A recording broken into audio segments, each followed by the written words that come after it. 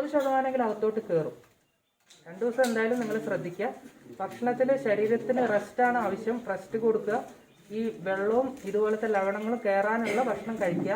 ഈ സമയത്ത് നമ്മൾ ഒരുപാട് കട്ടി ആഹാരങ്ങൾ ഒഴിവാക്കുക എന്ന് പറഞ്ഞാൽ ശരീരത്തിന് റെസ്റ്റ് കിട്ടാനാണ്. ഒരുപാട് ഭക്ഷണത്തിൽ കട്ടി ആഹാരമൊക്കെ കഴിക്കുമ്പോൾ ശരീരത്തിന് ബുദ്ധിമുട്ടായിരിക്കും.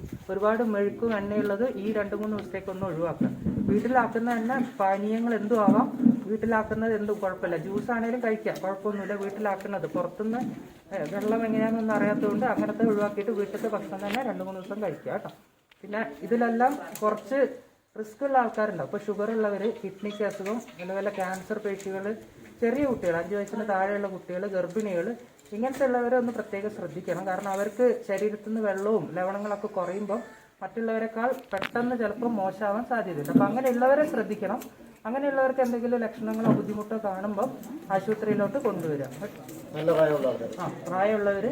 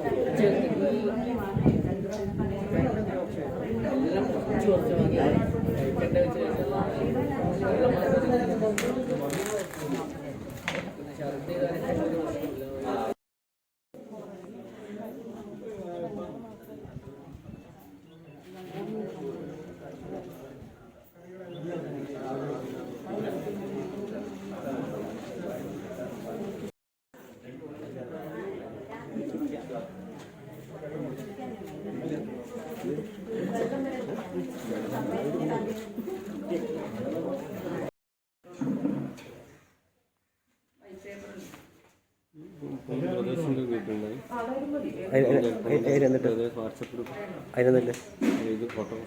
ഞാൻ നമ്മുടെ മുഖം ചെല്ലുണ്ട്.